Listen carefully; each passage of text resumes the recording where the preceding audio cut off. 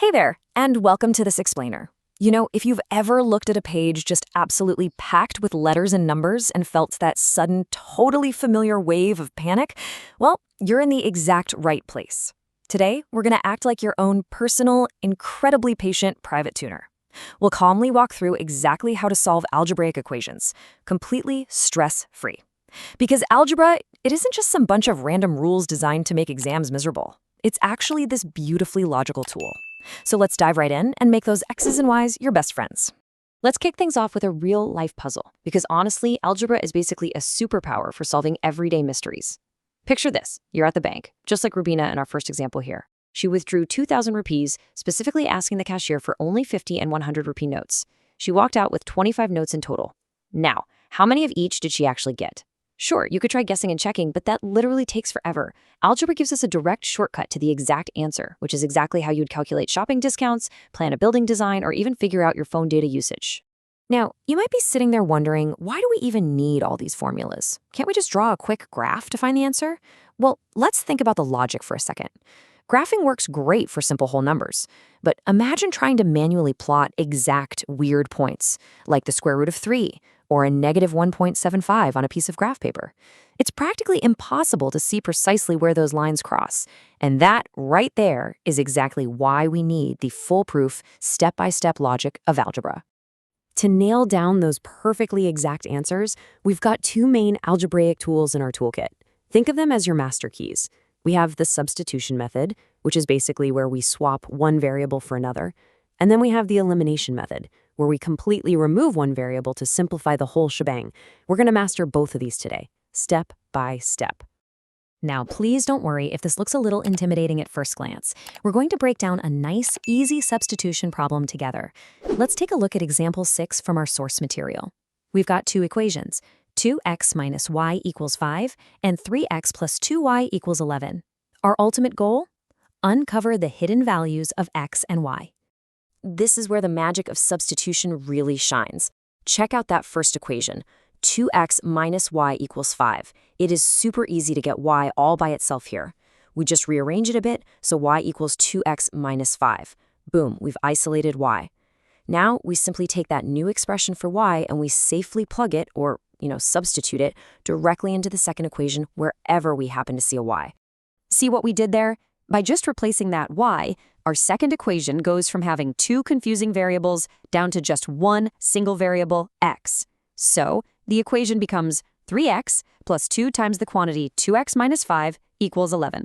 When we multiply that out and combine our terms, we find that 7x equals 21. Divide by 7 and x equals 3. Then we just plug that 3 back into our first rearranged equation, and it's crystal clear that y equals 1. See? No guessing required at all.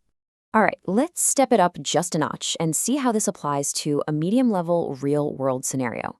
This is example 9. We need to figure out exactly how many questions Madhu answered correctly on a competitive exam. So he gets 3 marks for every correct answer, but he actually loses 1 mark for every wrong answer, and he scored 40 marks in total. Let's just take a breath and break this down patiently. First rule of thumb, identify what is given and what is being asked. We need the total number of questions. So let's say the correct answers are x and the wrong answers are y. That first scenario gives us our first equation, 3x minus 1y equals 40. Now the problem also mentions that if 4 marks were given for correct answers and 2 deducted for wrong ones, he'd score 50. That gives us our second setup, 4x minus 2y equals 50. Leaning on our trusty substitution method again, we can just rearrange that first equation to isolate y, which gets us y equals 3x minus 40. We swap that right into our second equation. After carefully solving it out, just doing the math, we find that x equals 15. Substituting that back in gives us y equals 5. What does that actually mean? Well, Madhu answered 15 questions correctly and got 5 wrong. Add them together, and there were 20 total questions on his exam. You're doing great following along. Now here's the thought. What if isolating a variable suddenly creates these really messy, horrible fractions? We definitely don't want to be dealing with that in the middle of a stressful exam. That's exactly when we pull out our second tool, the elimination method. And wouldn't you know it, it's the absolute perfect way to solve our initial mystery about Rubina's banknotes. Let's see how method 2 handles this one. Okay, let's say X represents those 50 rupee notes, and Y stands for the 100 rupee notes. She got 25 notes total, right? So X plus Y equals 25. The total value of the money is 2,000, making our second equation 50x plus 100y equals 2,000. Now, to eliminate a variable, let's just pick x, we need the numbers in front of the x to match exactly. So we simply multiply everything in that top equation by 50. Now it becomes 50x plus 50y equals 1250. Watch this. This is the really satisfying part. We've got a 50x in both equations now. Since they have the exact same sign, we literally just subtract the entire bottom equation from the top one. And poof, the 50x totally vanishes. We are left with just minus 50y equals minus 750. Divide both sides by minus 50, and y instantly equals 15. Plug that back into our super easy first equation, x plus 15 equals 25, and x absolutely has to be 10. Rubina got 10 50 rupee notes and 15 100 rupee notes. Mystery solved. Okay, time for the ultimate test of your new confidence. We are tackling example 10, the infamous hard board exam level age word problem. Here it is. Mary told her daughter, 7 years ago, I was 7 times as old as you were then. Also, 3 years from now, I shall be 3 times as old as you will be. Take a deep breath. It sounds like a lot, but we can totally do this. Let's build these equations piece by piece. First, let's just define the present moment. Let Mary's current age be X, and her daughter's current age be Y. Next, we're time traveling. 7 years ago, Mary was X minus 7, and her daughter was Y minus 7. The problem says Mary's past age was 7 times her daughter's past age, so we write it exactly like that. X minus 7 equals 7 times the whole quantity of Y minus 7. We apply the exact same logic for 3 years in the future, which gives us our second equation. Whoa, okay, stop right there. This right here, this is the single most common trap students fall into during exams. When you go back 7 years, you absolutely must subtract 7 from both Mary's age and her daughter's age, not just one of them. If you just write a lonely y instead of y minus 7 on that right side, the whole equation falls apart. Always, always apply time changes to every single person in the problem. So if we carefully distribute those numbers and simplify our past and future equations, we end up with x minus 7y equals negative 42 and x minus 3y equals 6.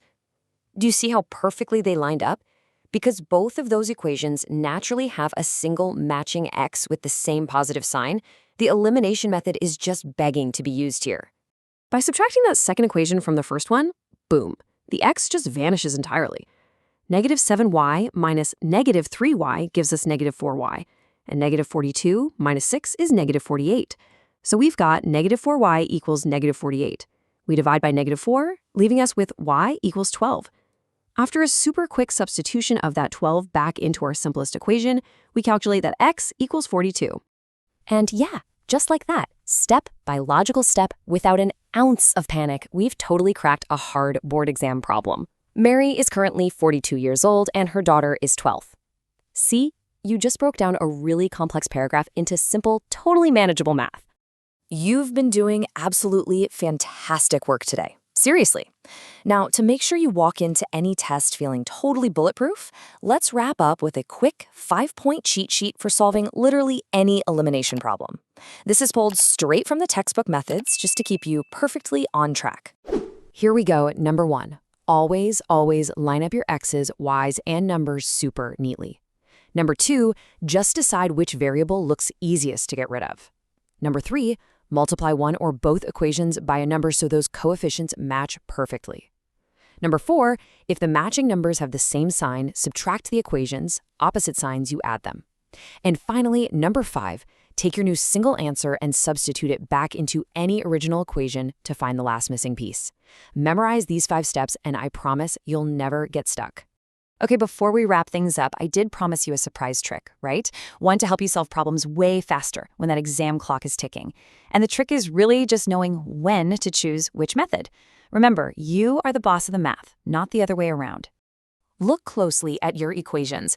If setting up the substitution method means you suddenly have to divide by some awkward number, like a 7 or a 13, and it creates a huge messy fraction right at step 1, just stop.